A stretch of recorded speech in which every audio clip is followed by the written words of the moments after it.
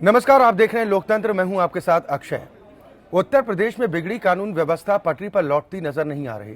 सरकार चेतावनी देने में व्यस्त है और अपराधी वारदातों को अंजाम देने में। सीतापुर में हुए 13 हत्याकांड ने सरकार के दावों का दम निकाल दिया है।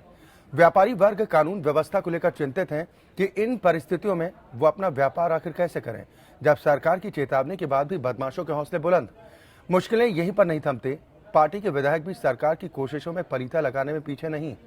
एक माननीय को कानून का पालन करने के लिए ट्रैफिक पुलिसकर्मियों का रोकना उनके समर्थकों को इतना नागवार गुजरा कि उन्होंने ट्रैफिक सब इंस्पेक्टर और ट्रैफिक हवलदार की पिटाई से भी कोई गुरेज नहीं किया। जबकि एक और विधायक के रसूख को नजरअंदाज करना डीआरएम मुगल सराय को महंगा साबित होता नजर आया। उनके साथ भी बदसलूकी करने से विधायक समर्थक नहीं चुके। डीआरएम को हैसियत में रहने की धमकी तक दी गई। अब सवाल इस बात को लेकर उठ रहे हैं कि आखिर कानून का डर अपराधियों के जहन से क्यों हटता जा रहा है? क्यों सरकार की चेतावनियों का कोई असर होता नहीं दिख रहा? क्या सरकार कानून व्यवस्था को बेहतर करने के उपाय नहीं ढूंढ पा रही, या कानून व्यवस्था पर सरकार का इकबाल कमजोर नजर आता है? आज लोकतंत्र में हम इसी मुद्दे पर चर्चा करेंगे।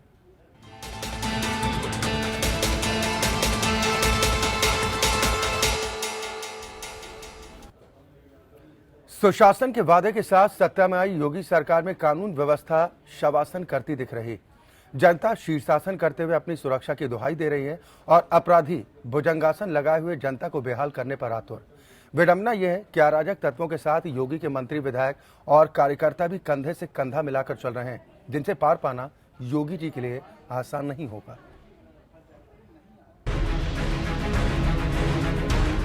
सुशासन के नारे के साथ सत्ता पर काबिज हुई बीजेपी की सरकार में अपराधी बेखौफ हो चुके हैं। न तो उन्हें कानून का कोई डर है और न ही सरकार का कोई खौफ। यही वजह कि प्रदेश में हत्या, लूट और बलात्कार की घटनाएं आम होती जा रही हैं। सीतापुर में लूट के मकसद से एक दाल व्यापारी और उसकी पत्नी और बेटे की हत्या ने सरकार के कानून व्यवस्था के इकबाल पर सवाल खड़े कर दिए।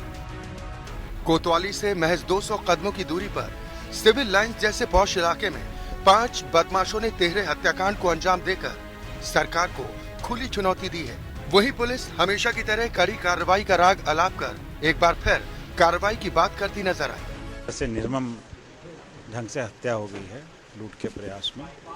ये हमारे लिए चैलेंज है और इस घटना का अनावरण सही होगा और सही मुलजिम जेल जाएंगे, ये हमारा दृढ़ संकल्प है। पीछे से हमलावरों ने उनके ऊपर हमला किया और सीसीटीवी फुटेज से जैसा दिखता है कि पत्नी और बच्चा भी उनको बचाने के लिए आवाज सुन के बाहर आए तो उनके ऊपर भी हमला किया गया।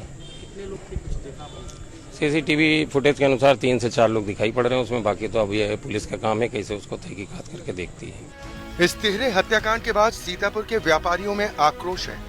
सड़क को जाम करते हुए इन व्यापारियों ने प्रशासन को 24 घंटे का अल्टीमेटम दिया है कि अगर बदमाशों की गिरफ्तारी नहीं हुई तो बंदी के साथ उनका विरोध और भी तेज होगा। इन व्यापारियों को नियंत्रित करने में काफी जद्दोजहद भी करनी पड़ी। दुखद और सनसनीखेज घटना है।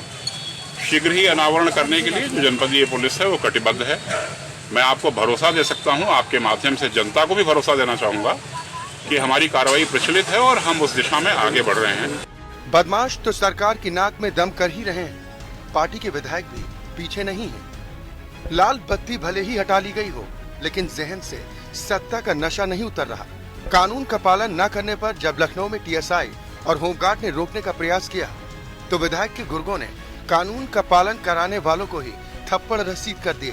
दबाव के बाद रिपोर्ट तो दर्ज की गई, एक आरोपी को गिरफ्तार भी किया गया, लेकिन आगे क्या होगा इसे समझना ज्यादा मुश्किल नहीं है। में एक व्यक्ति का नाम प्रकाश में है जिसकी गिरफ्तारी कर ली गई है। बाकी शेष और कौन लोग थे उनके खिलाफ चिन्हित करने का प्रयास किया जा रहा है। इसमें वहाँ के सीसीटीवी और बाकी चीजें देखी जा रही हैं और जैसे सारी चीजें आ जाएंगी इन्वेस्टिगेशन कंप्लीट होगा, बाकी संवैधानिक कार्रवाई की जाएगी। चाल, चरित्र और चेहरे की बात करने वाली बीजेपी के विधायकों और नेताओं की अधिकारियों से बदसलूकी भी थमने का नाम नहीं ले रही। यूपी के मुगल सराय में मंडल रेल प्रबंधक कार्यालय में बीजेपी विधायक साधना सिंह और उनके समर्थकों का डीआरएम किशोर कुमार से नोकझोंक और हाथापाई का मामला भी सामने आया।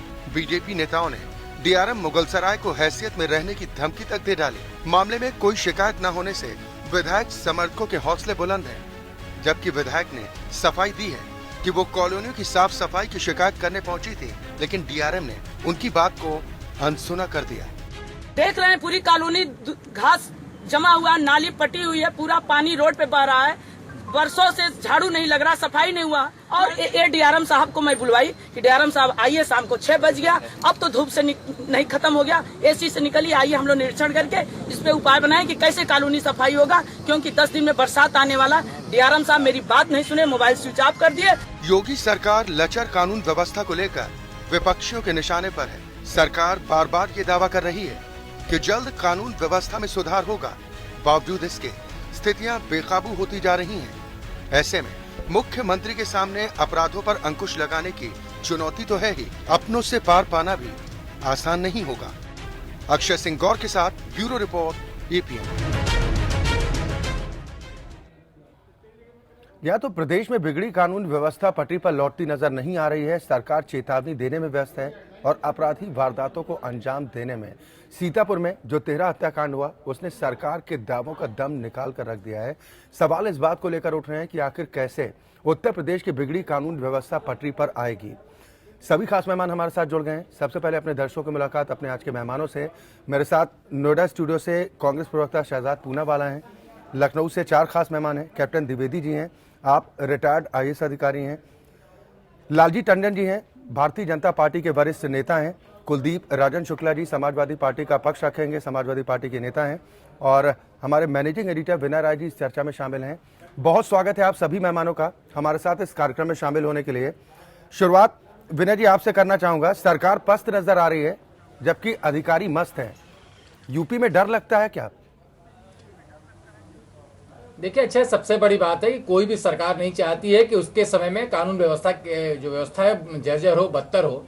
लेकिन हमें लगता है जब से योगी की सरकार बनी है, कहीं न कहीं कोशिश की गई थी कि जनप्रतिनिधियों पर लगाम लगाई जाए, क्योंकि 325 से ज्यादा विधायक चुनकर आ गए। जितनी समीक्षा बैठक हुई, जितने भी मंडलों के दौरे हुए, अगर जनप्रतिनिधि ने कोई बात कहनी चाहिए या किसी अधिकारी की शिकायत करनी चाहिए, तो अधिकारियों के सामने ही उस विधायक को चुप करा दिया गया। तो एक फ्रस्ट्रेशन की स्थिति आ गई है जनप्रतिनिधियों के अंदर भी कि अगर उनकी बात सुनी नहीं जाएगी वाजिब तरीके से, तो अपनी बात कहें कहां। दूसरा जो मसला है कि सिर्फ आपको डांटने से और फटकारने से बात नहीं बनेगी। लाल बत्ती उतार देने से एक सत्ता का सिंबल चला गया, लेकिन मन की चीज की जो मन के विकार है वो दूर करने की जरूरत है। इससे मेरठ हो, जेवर हो, सहारनपुर हो, चाहे सीतापुर का मसला हो, जिस तरीके से अपराध जगत का पूरा बोलबाला मचा हुआ है, इसमें सबसे पहले हमको लगता है कि प्रशासन को एक चीज समझनी पड़ेगी और सरकार को समझना पड़ेगा कि कौन से अधिकारी ऐसे हैं जो डिजर्व करते हैं जिले के लायक, उनको आप पोस्ट करें।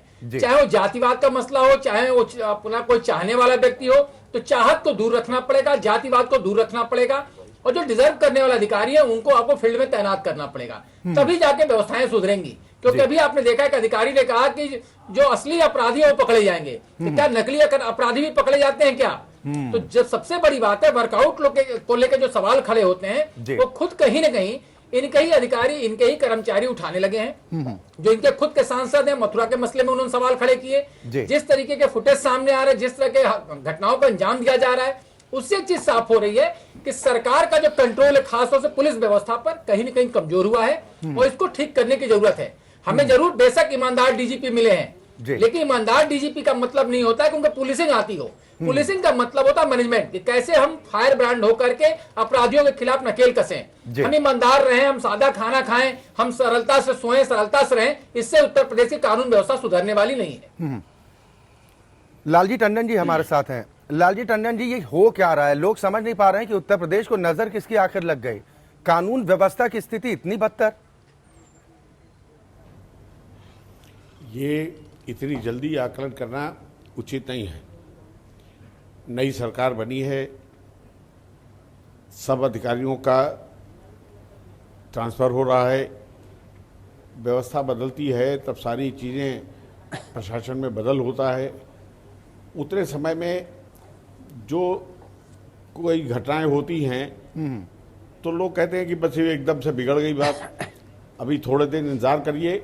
जो उत्तर प्रदेश में नेतृत्व है और जो पार्टी का वचनबद्ध है कि अपराधियों को उत्तर प्रदेश में कोई स्थान नहीं मिलेगा, लेकिन थोड़ा समय दीजिए। और ये जो घटनाएं हो रही हैं इनको गौर से देखिए कि ये एक विचित्र प्रकार की हो रही हैं। कहीं पर कुछ अराजक तत्व जो है वो उसे सांप्रदायिक या जाति रूप देने की कोशिश करते हैं, या आखिर इनके पीछे कोई शक्तियां हैं जो ये ऐसा करा रही हैं। जो कहीं पर आपसी रंजिश से हो रहा है, कहीं पर प्रेम प्रसंग में हो रहा है।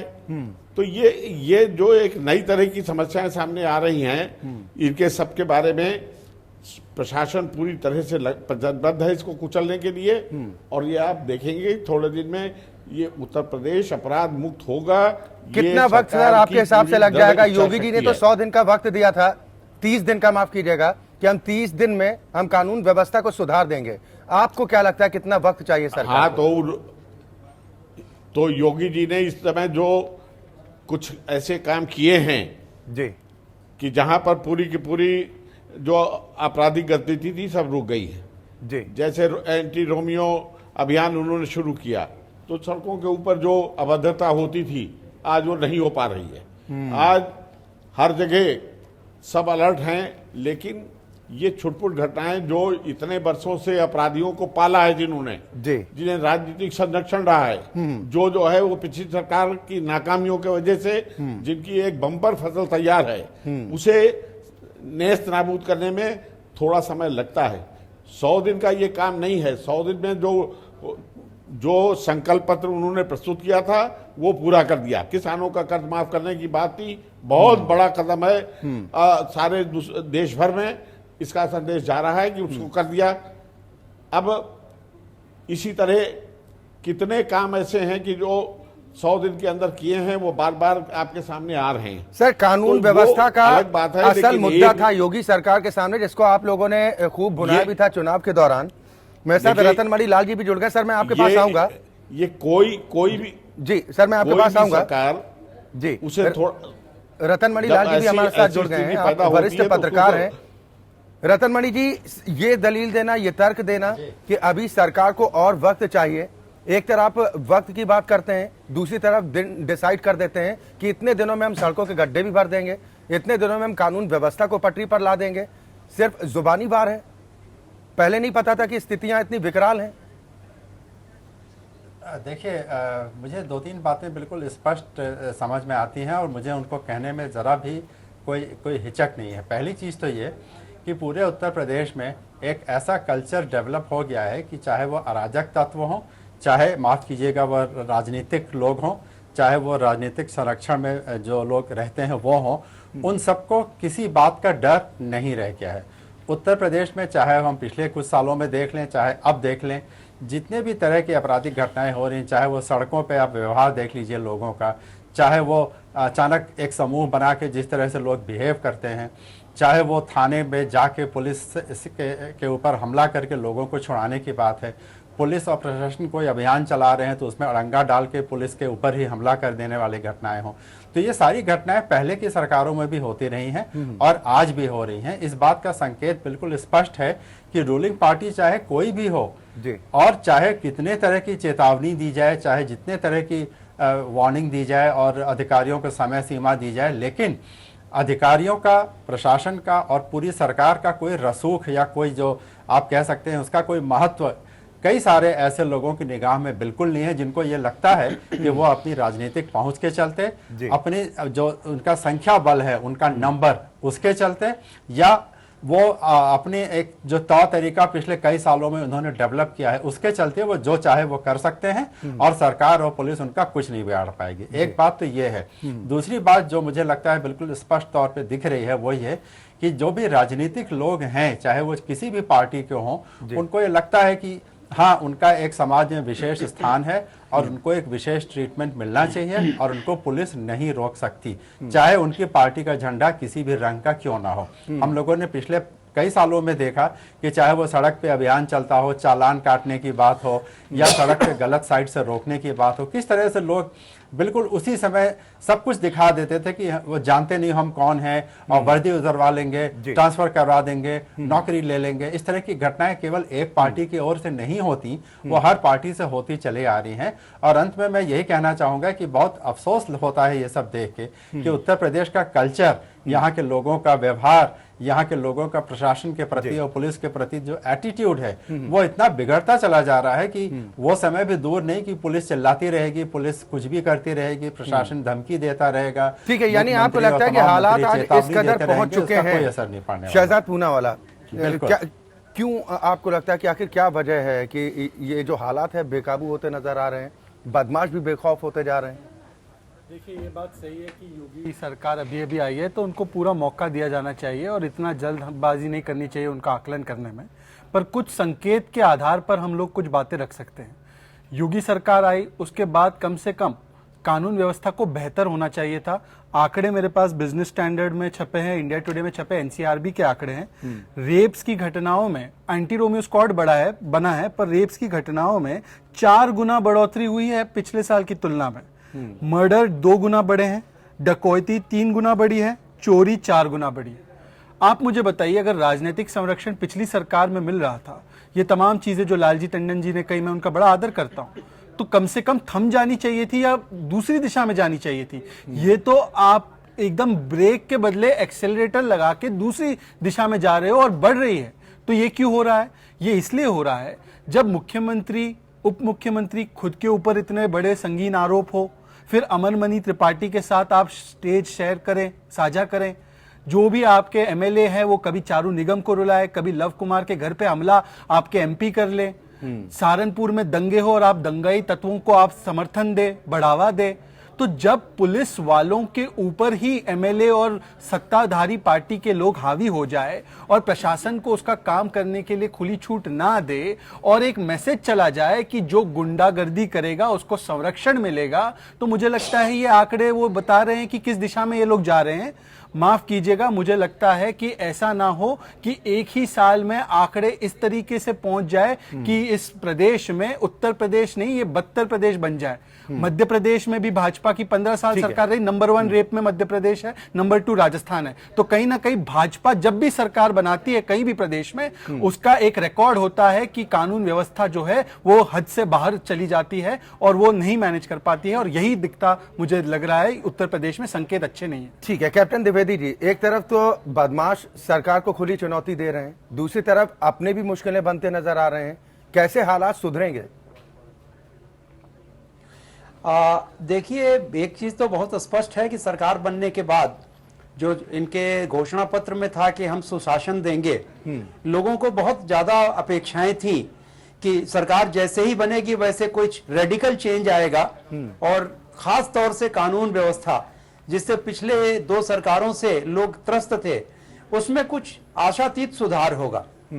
लेकिन डे बाय डे जो देखा जा रहा है, अभी तक के जो हालात हैं उसमें तो निश्चित रूप से डिटोरिएशन हो रहा है। कानून व्यवस्था ध्वस्त होने का जो सबसे बड़ा कारण है कि पुलिस और प्रशासन ने अपना इकबाल खो दिया है। इकबाल बनाने के लिए अपने आप को इस्टेब्लिश करना होगा, चाहे वो पुलिस हो चाहे वो प्रशासन हो। और जिस प्रकार की घटनाएं हो रही हैं, खास तौर से पार्टी इन पावर के जो लोग हैं, विशेष रूप से पब्लिक रिप्रेजेंटेटिव्स हैं, चाहे वो सहारनपुर की घटना हो या लखनऊ में जो कल हुआ है, उसको देखने से ये देख पड़ा है कि लोग निर्द्वंद हो गए हैं, बिल्कुल से कोई बेलगाम जिसको कहते हैं, और इन पर किसी प्रकार का कोई नियंत्रण, अभी तक तो कोई एक्शन जाहिरा तौर पर नहीं दिखाई पड़ा। उसका कारण ये हो रहा है कि उसकी वजह से फोर्स भी डिमोरलाइज हो रही है। जो उनको करना था वो तो नहीं कर रहे हैं, उनको एक बहाना और मिल गया कि साहब हम क्या करें, जब इतना पॉलिटिकल प्रेशर है हमारे ऊपर, अब कमर कस के खड़ा होना पड़ेगा, वक्त आ गया है। अगर आपको लॉ एंड ऑर्डर मेंटेन करना है, आपको सुशासन देना है, कानून व्यवस्था और क्राइम पे कंट्रोल करना है, तो आपको कमर कस के खड़ा होना पड़ेगा, चाहे सेक्रीफाइस देना पड़े, चाहे आपका एक अच्छी जगह से तबादला हो जाए।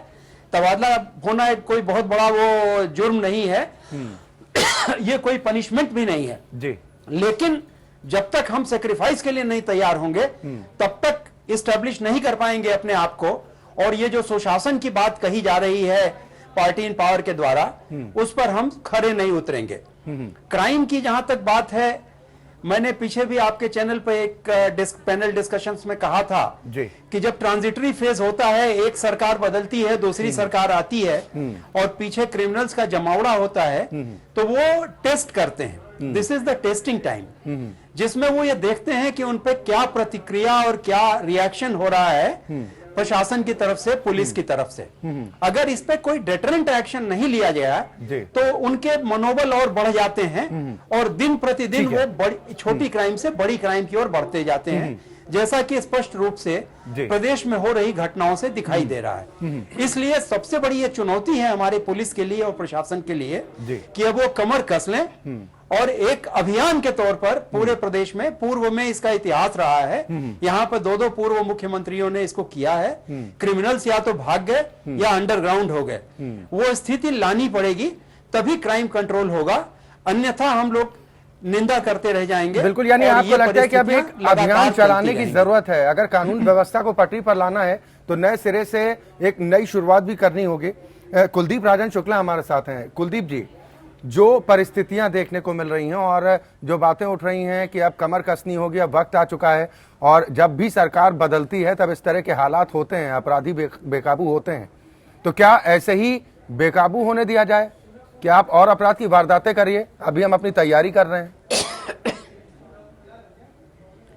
देखिए, भारतीय जनता पार्टी जिस नारे के साथ आई थी, न गुंडा राज न भ्रष्टाचार, भाजपा देगी साफ सुथरी सरकार, जिस नारे के साथ जनता को बरगलाने का काम भारतीय जनता पार्टी के लोगों ने किया और जनता ने विश्वास व्यक्त किया भारतीय जनता पार्टी पर, वो उनके उस नारे के ठीक अपोजिट 6 साल की बच्ची 7 साल बच्ची के साथ बलात्कार हो जाता है। जिस नारे पर, जिस बात को लेकर कि लॉ एंड ऑर्डर सही नहीं है समाजवादी के शासन पे, ऐसा भारतीय जनता पार्टी के लोग हमारे ऊपर आरोप लगाया करते थे, आज उनका सुशासन कहाँ है? आज तो उत्तर प्रदेश की हालत पूरे कुशासन की ओर चल पड़ी है। सीतापुर में जिस तरह व्यवसायी सुरक्षित नहीं है, व्यवसायियों की बात करने वाली भारतीय जनता पार्टी इस बात का जवाब दे।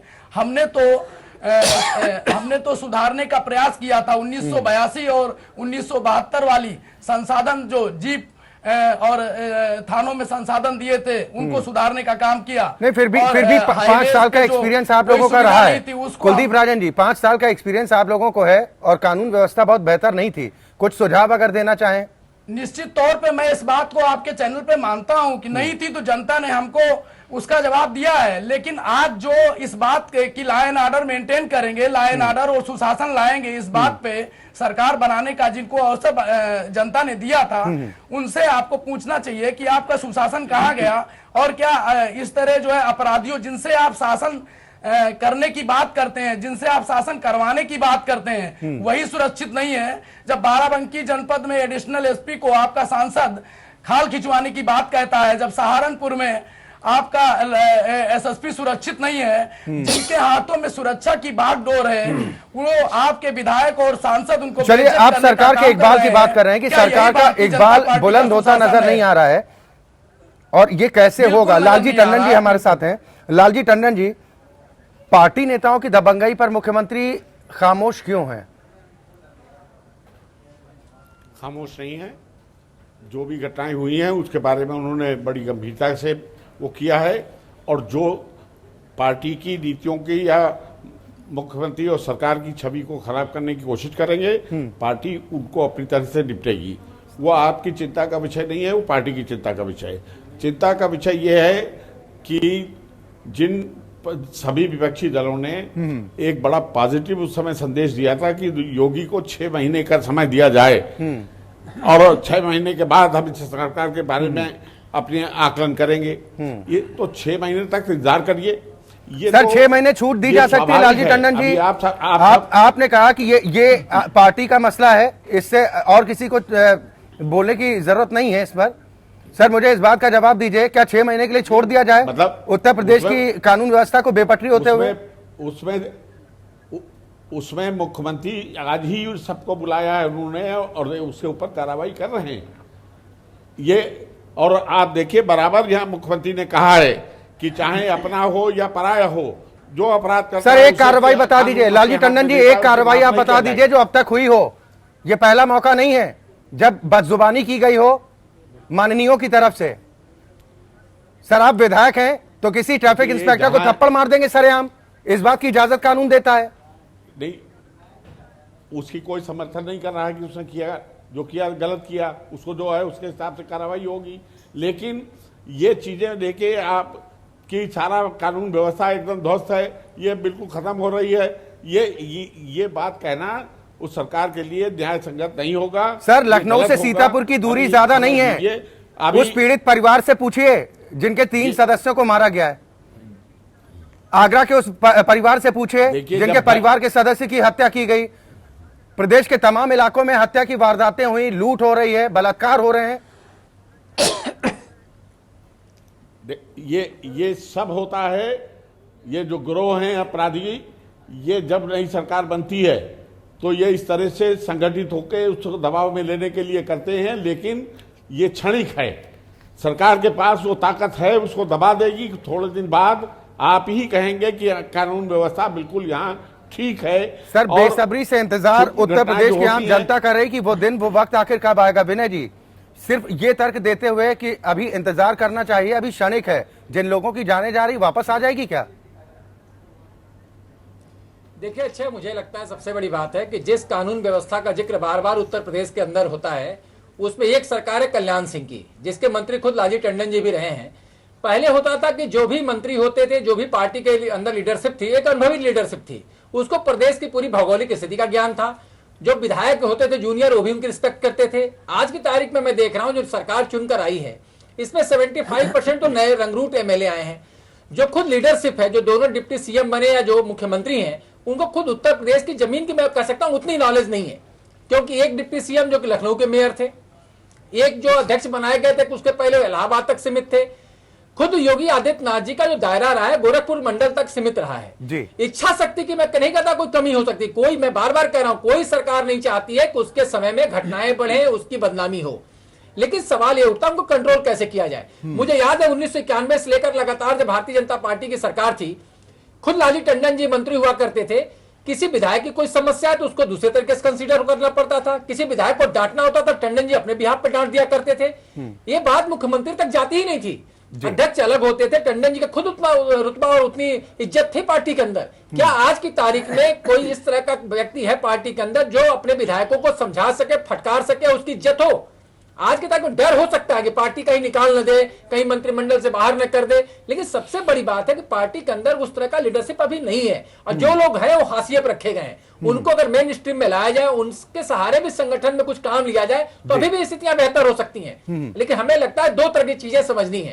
एक तो रूलिंग पार्टी के जो विधायक है उनको कैसे कंट्रोल किया जाए, और जो अपराधी है उनको कैसे कंट्रोल किया जाए। अगर कल्याण सिंह सरीखा नेतृत्व जब उत्तर प्रदेश के अंदर था, एक श्री प्रकाश शुक्ला को मारने से पूरे प्रदेश में एक मैसेज चला गया कि कोई अपराधी नहीं बचेगा। तो आज की तारीख में क्या कोई अपराधी अगर निरंकुश होकर किसी की हत्याएं करता है तो क्या पुलिस हाथ पे हाथ रखे रहेगी? क्या इनकाउंटर नहीं कर सकती है?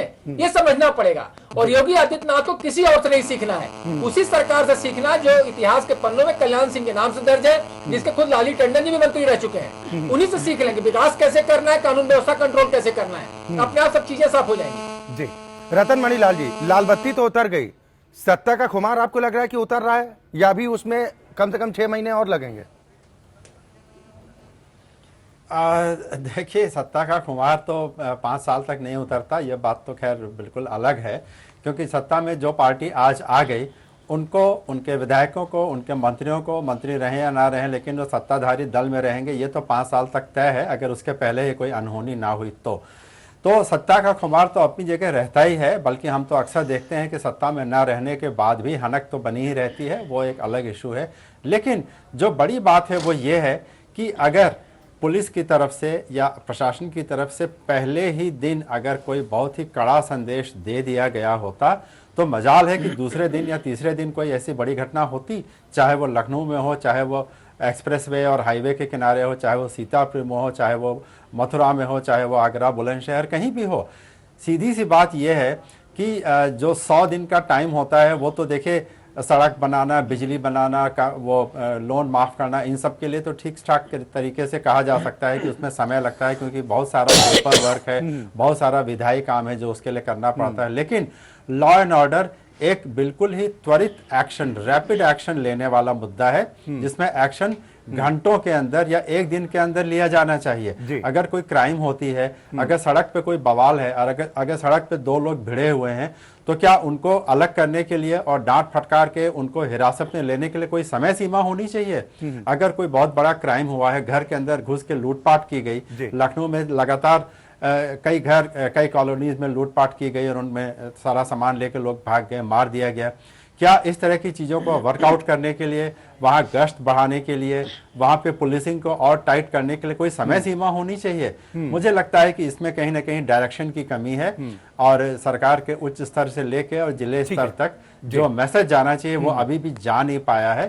और ये भी हो सकता है कि जो सत्ता पक्ष के लोग हैं, जो विधायक हैं या मंत्री हैं, वो अभी भी इसी बात को लेकर खुश हैं कि बहुत बड़ी मेजॉरिटी से सरकार बन गई है, हमें और समय दीजिए, हम सब कुछ ठीक कर लेंगे। लेकिन मुझे लगता है लोग इन सब चीजों को शुरू के ही कुछ दिनों में नोटिस करते हैं और अपनी राय बना लेते हैं। और अगर ये स्थिति मैं समझता हूँ ऑलरेडी लेट हो चुकी है, क्योंकि 70-80 दिन तो हो ही चुके हैं, कुछ दिनों में 100 दिन पूरे हो जाएंगे।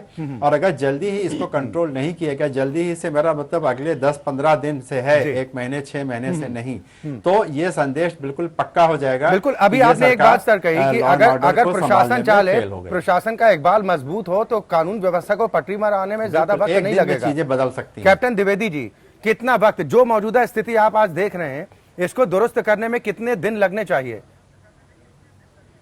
देखिए, ऐसा है कि इसके लिए कोई फॉर्मूला नहीं होता है अक्षय।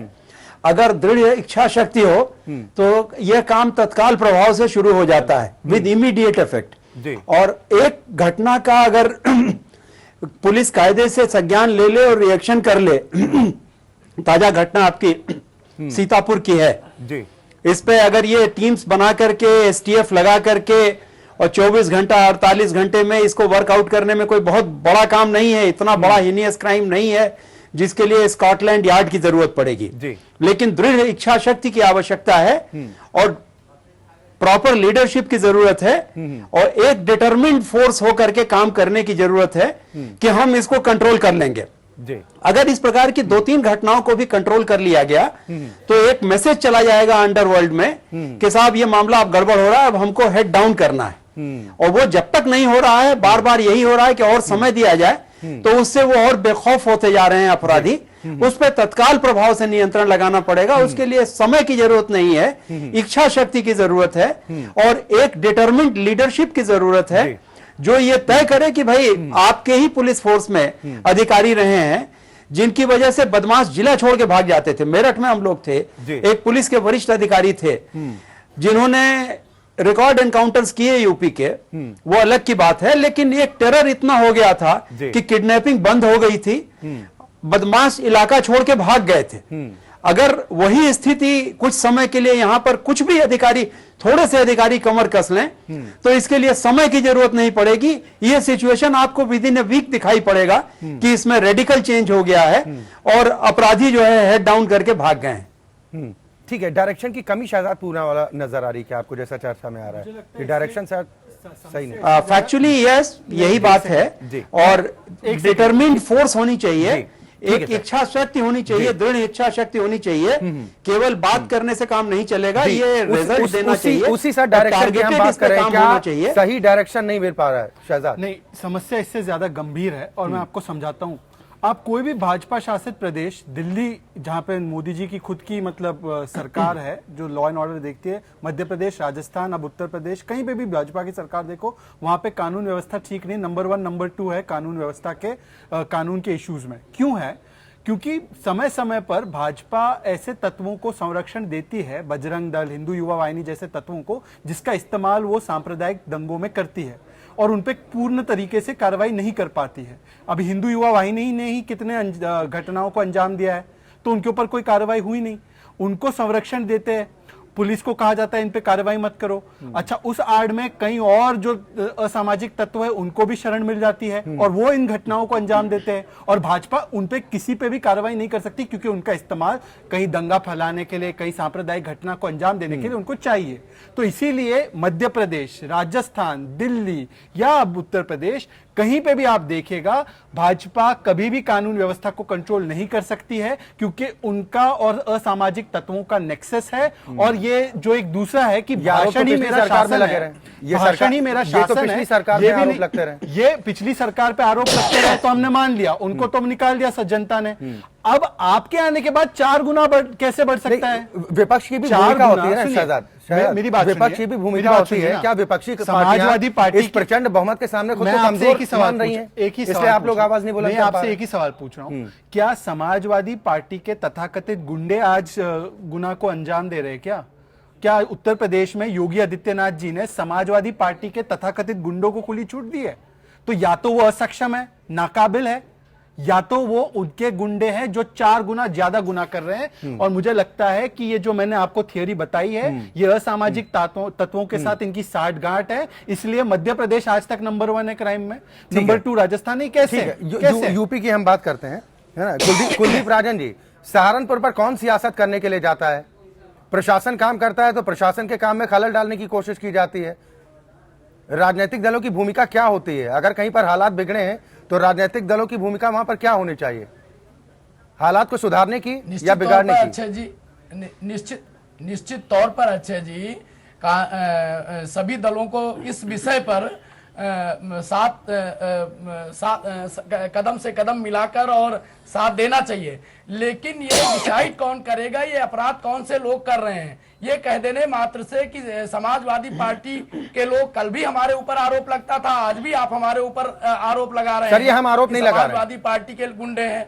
कल हम सक्षम नहीं थे लॉ एंड ऑर्डर मेंटेन करने में, और आज हमारे लोग अपराध कर रहे हैं। इस बात को भारतीय जनता पार्टी के लोग अगर कहते हैं तो उनसे सबसे देखिए, अपराध रुकता कैसे है? अपराध एक सोच से पैदा होता है, और जिस तरह 3 तलाक और इस पे भारतीय जनता पार्टी लोगों को भटकाने का काम कर रही है, उसको अपराधियों को और जेलों में कार्यशाला लगवाकर और उनको इस पे क्यों विचार नहीं करती कि उनके विचार बदले जाएं, लोगों की सोच बदली जाए, जिससे अपराध पे कंट्रोल हो और प्रशासन को बेइज्जत ना किया जाए। ये डाइवर्ट मत कीजिए विनय जी। क्या 3 तलाक को अपराधों से जोड़कर देखा जाना चाहिए? इन तमाम मसलों को सम्मान से तो देखा जाए। हमारा मकसद सिर्फ इतना है कुलदीप जी कि कानून व्यवस्था पर बात हो रही, कैसे सुधार हो। याद आ रही है जी।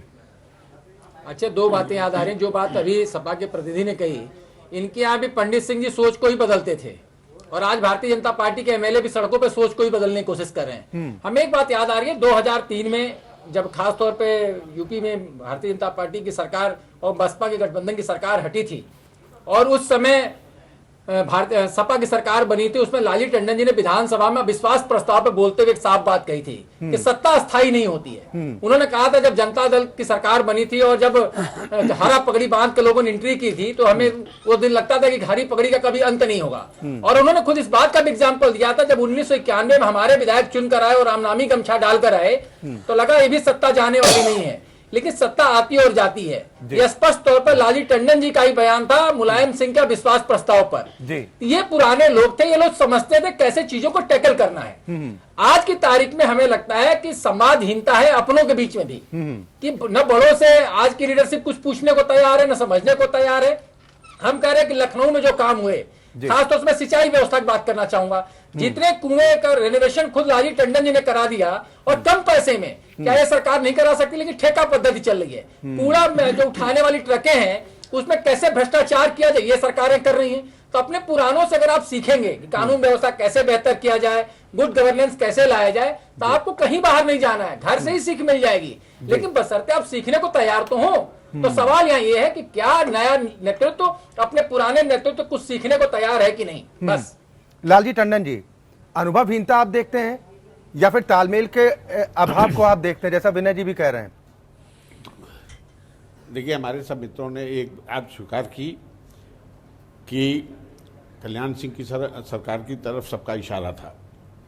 पहली वो गैर कांग्रेसी सरकार बहुमत की बनी थी, और सबने देखा कि प्रदेश में अपराधियों को किस तरह से और किस हालत में प्रदेश छोड़ने पर मजबूर होना पड़ा या दुनिया से गए। आज इच्छा शक्ति और क्षमता, योग्यता, ये सब हमारे मुख्यमंत्री जो योगी हैं उनके पास है, और एक उनके पास एक ब्लूप्रिंट भी है कि कैसे इनसे निपटना है।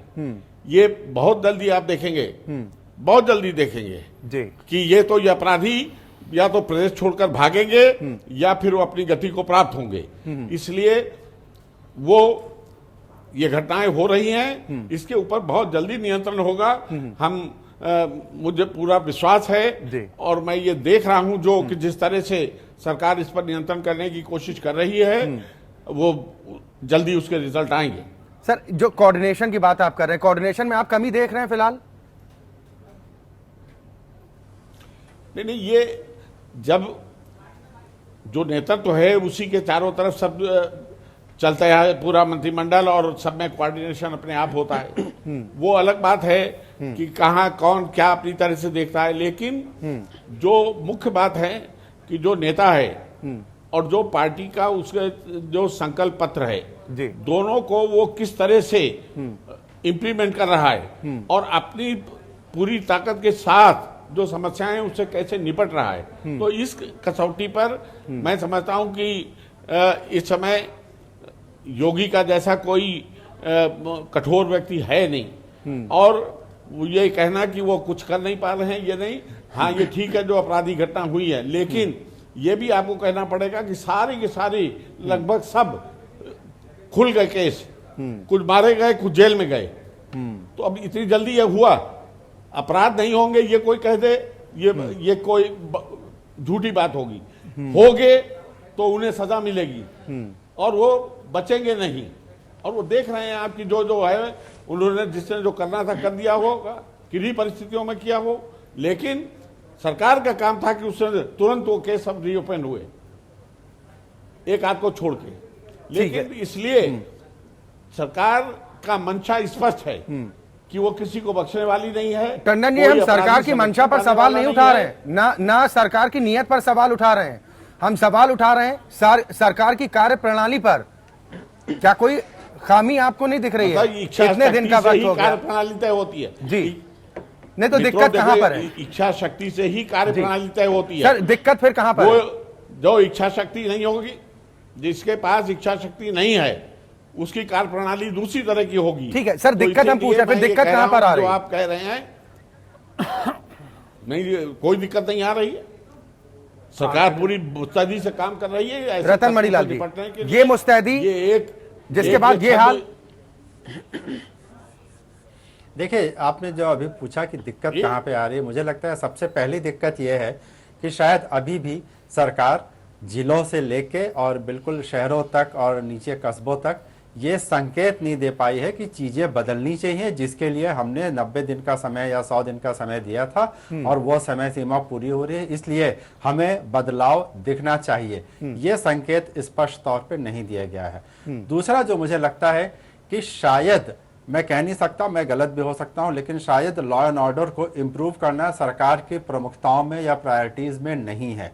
तमाम सारी चीजें जो सरकार कर रही है, चाहे वो योजनाएं हो, चाहे वो अन्य वो हो, उसके डिटेल में मैं नहीं जाना चाहता, लेकिन अभी तक हमने ये नहीं देखा कि मुख्यमंत्री की ओर से या चीफ सेक्रेटरी की ओर से या प्रमुख सचिव की ओर से लॉ एंड ऑर्डर को लेके कोई एक स्पेशल मीटिंग बुलाई जाए, पूरे प्रदेश भर के आईजीज और डीआईजीज को और एडीजीज को बुला के और उनको 15 दिन का टाइम दिया जाए कि 15 दिन के अंदर हालत बदलनी चाहिए और मुख्यमंत्री ऐसा चाहते हैं। इस तरह से जोर देकर अभी तक कोई संकेत नहीं दिया गया है। तो दिक्कत केवल ये दो है, एक तो डायरेक्शन की कमी है और दूसरा शायद ये प्रायोरिटी पे अभी तक नहीं है।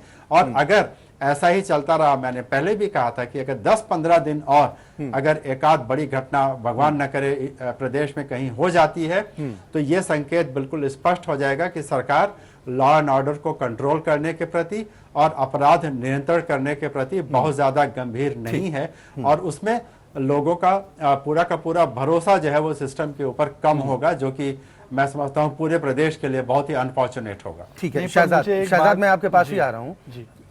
जैसे अभी डीजीपी साहब का भी जिक्र हुआ कि डीजीपी बदल दिए गए, हमें उनकी ईमानदारी पर कोई शक नहीं है ना, उनके एक्सपीरियंस पर शक नहीं है, लेकिन इतने वक्त में अगर अपराधों पर अंकुश लगाने के लिए कुछ ठोस कदम अगर सामने नहीं आते हैं तब सवाल नहीं उठते हैं। बिल्कुल। और जो इच्छा शक्ति की बात कर रहे हैं लालजी साहब, तो मैं पूछना चाहता हूँ बड़े अदब से कि अगर इच्छा शक्ति होती मुख्यमंत्री जी में तो लव कुमार का तबादला ना करते हुए राघव लखनपाल पे कार्रवाई होती, पर उल्टा लव कुमार जी को उनका तबादला कर दिया गया। तो मुझे पूछना है उनसे बड़े आदर से कि कौन सी इच्छा शक्ति की बात कर रहे हैं और क्या पैमाना है उस इच्छा शक्ति को जांचने का।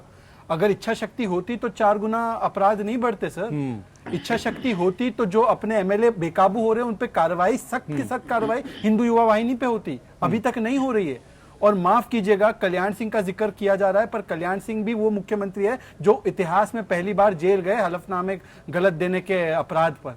तो मुझे नहीं पता कि उसका भी उदाहरण देना सही होगा, पर वो एक अलग विषय है। मैं कम से कम पूछना चाहता हूँ कि इच्छा शक्ति कैसे परख रहे हो आप, मुझे बताइए जरा। ठीक है लालजी टंडन जी, कांग्रेस की तरफ से सवाल यही है कि अपराधियों को छोड़ दीजिए, जो आपकी पार्टी की मुश्किलें बढ़ाने का काम कर रहे हैं उनको लेकर ही कुछ कार्रवाई कर दी होती पार्टी ने, तो कम से कम एक संदेश तो जाता।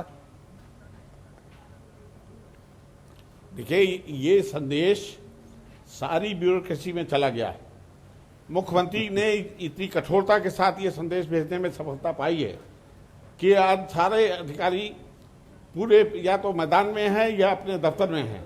लखनऊ में कोई जो कभी आते नहीं थे, सारी ब्यूरोक्रेसी में ये भय पैदा हुआ है कि कोई प्रशासक हमारे सर पर है जो हमसे जवाब तलब कर सकता है, हमें सजा दे सकता है। सर पार्टी के नेताओं की हम बात कर रहे हैं, अपने में एक लक्षण है जी। देखिए, पार्टी के नेताओं को मैंने कहा कि जब ये बार बार सरकार की तरफ से घोषणा हो रही है, पार्टी भी करेगी, हमें किसी के साथ भेदभाव नहीं करना है। अगर हमारी पार्टी का कोई है वो कहीं गलत करता है तो उसके लिए कोई दूसरा पैमाना नहीं है, वो एक ही पैमाना सबके लिए है कि वो कानून अपने हाथ में न लें, जो लेंगे वो उसके लिए सजा पाएंगे। सर अभी तक वही सजा तो नहीं मिल पा रही किसी को, किसी के खिलाफ कोई कार्रवाई या फिर कोई चेतावनी खुले मन से जैसा मुख्यमंत्री करते हैं। मेरठ की बात करें, मेरठ में एक बीजेपी नेता की तस्वीरें सामने आती हैं।